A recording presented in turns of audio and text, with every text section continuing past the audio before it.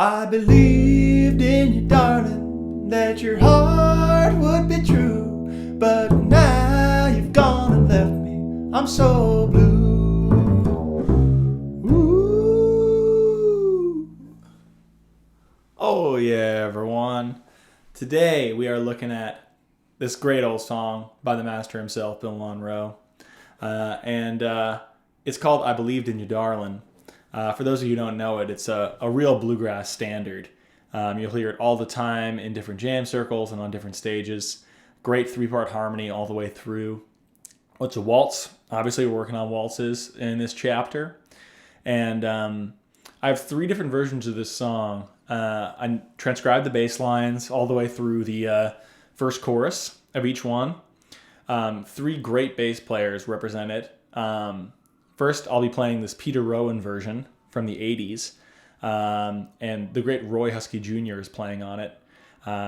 He's one of the greatest bass players in this genre of all time. Unfortunately, he passed away in the 90s due to lung cancer, but he is still with us on all these great recordings he made. And then next is off Ricky Skaggs' Ancient Tones record. Mark Fain is playing. He's a Nashville session guy. Really solid bass line, and we'll dig into that. And then last, we're talking about the Bluegrass album band version with the great Todd Phillips playing, who's a real master of this style of bass playing and has a really cool improvisational sound that you don't hear super often. So those are the three versions of the song we'll be looking at today.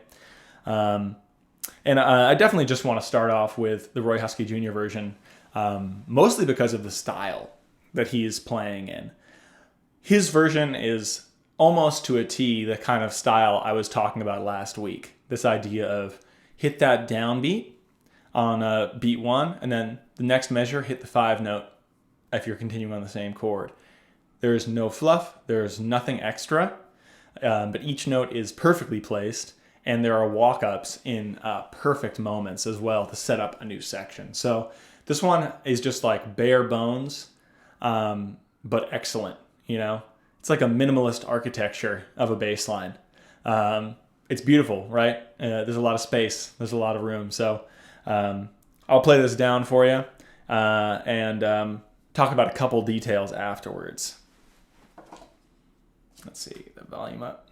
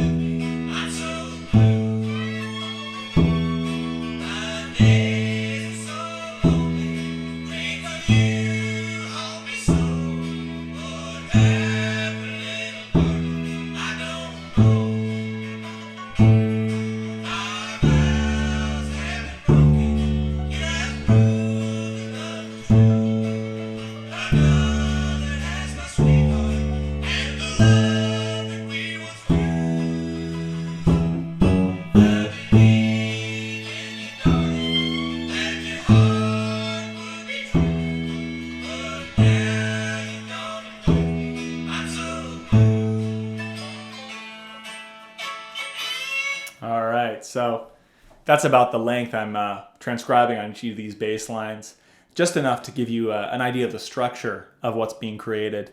As you can tell, like I said, bare bones, but how effective, right? It's like you don't need anything else necessarily to make an effective bass line.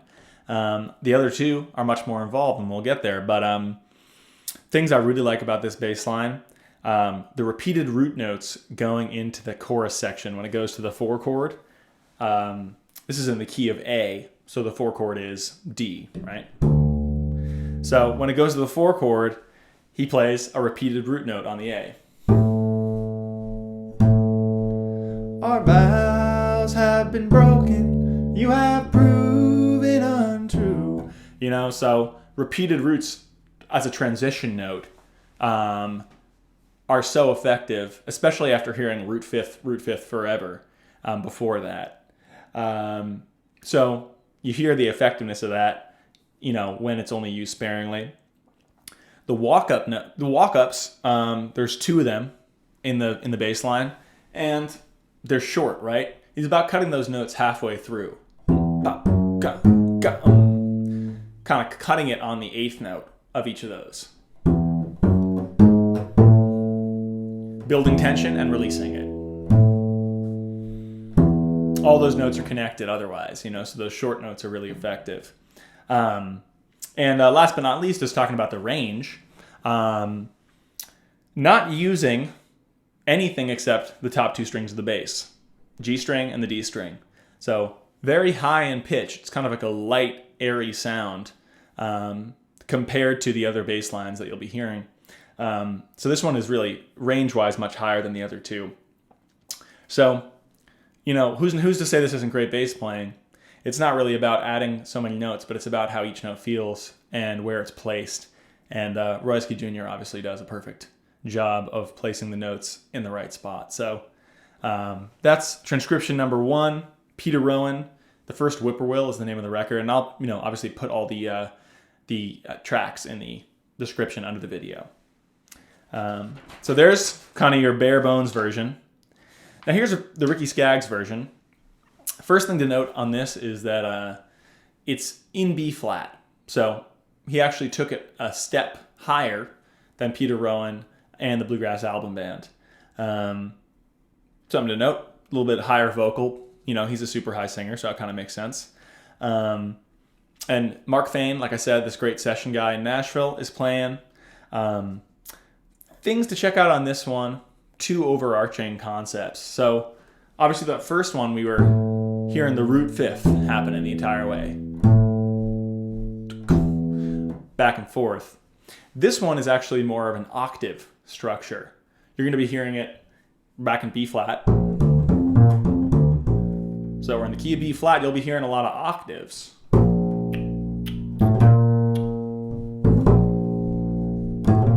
So not really hearing that root fifth motion. So this is another interesting way to structure a waltz bass line that I honestly hadn't personally considered before doing this transcription either. So a lot of octaves on those one chords. Low B flat to high B flat and back. And then the other thing to check out is this bass line doesn't really change much at all.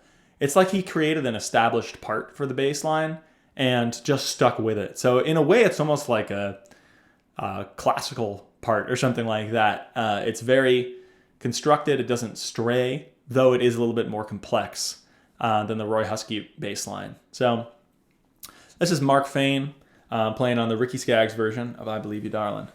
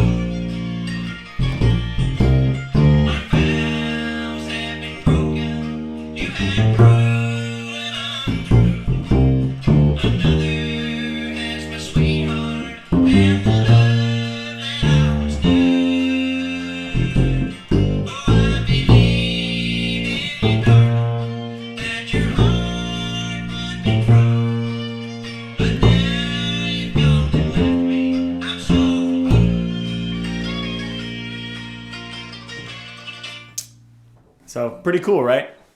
It's not the kind of waltz bass line you'd expect. And at the same time, does a great job of kind of establishing a part and sticking with it and making it groove. And one thing to think about on this one as well, there's kind of a pickup going into each of these downbeats, right?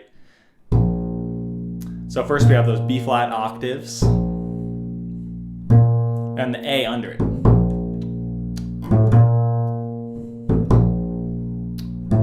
And that pretty much happens continuously through the bass line. So you've got that open A string, to B flat, and the top string is and the G string to B flat. So, yeah, this is a really cool bass line, really unique, and holds really steady. Last but not least, we got the Bluegrass album band version with the great Todd Phillips playing. And I think if I had one word for this one, it would probably be improvisatory. It feels like Todd is just kind of going on instinct when he's playing this one, and doing an amazing job kind of matching the rhythm of the vocal melody. Mark Fain obviously did a great job of that as well, you know. Oh, the love that I once knew, you know, that kind of thing. He's matching a lot of those vocalisms. Todd Phillips does a great job of that as well, but it feels like it's almost more off the cuff than Mark Fain's bass line. And we're back in the key of A for this one. Bluegrass album band version is in the same key as Peter Rowan's. And you're also going to hear a lot more root fifths again happening in this one. Todd sticks to that more standard root fifth back and forth on a waltz with some really interesting stuff in there otherwise. So here's the Todd Phillips version of this bass line.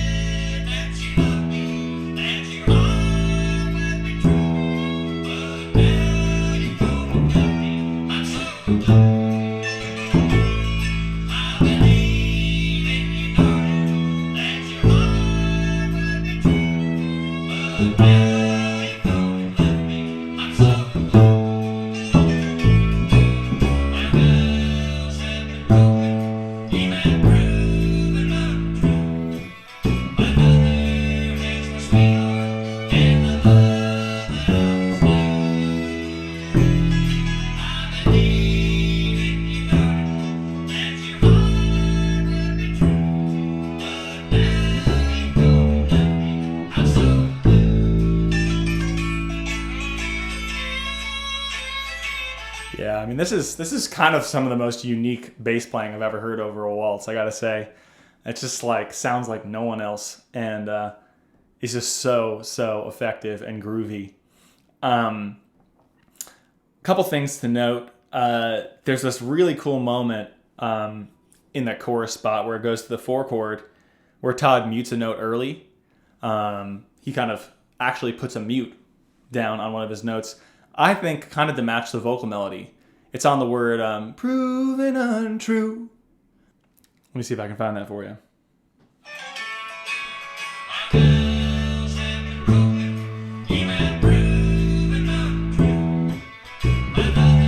That moment is so great. So he's really getting into the details of that vocal part. Yeah, and just all around some really interesting moves. There's not really any sort of thematic thing going on here in the same way that like Mark Fain had a theme going on with his part. This really feels like off the cuff, improvising like a jazz player would play it. So also one thing to keep in mind is the tempos of these are all super different. Peter Rowan's versions clocks in around 110 beats per minute. Ricky Skaggs is slower, it's like 105, and the Bluegrass album band is the fastest at 118. So speed also dictates people's bass lines for sure. Though, you know, here it's, I think, almost more like the players' styles that dictate it primarily. But then there's some things that I think people would have done a little differently had the tempo's been different for each version. So just to recap, Roy Huskey's version is just straight up down the middle, no fluff, downbeats only with some walk-ups.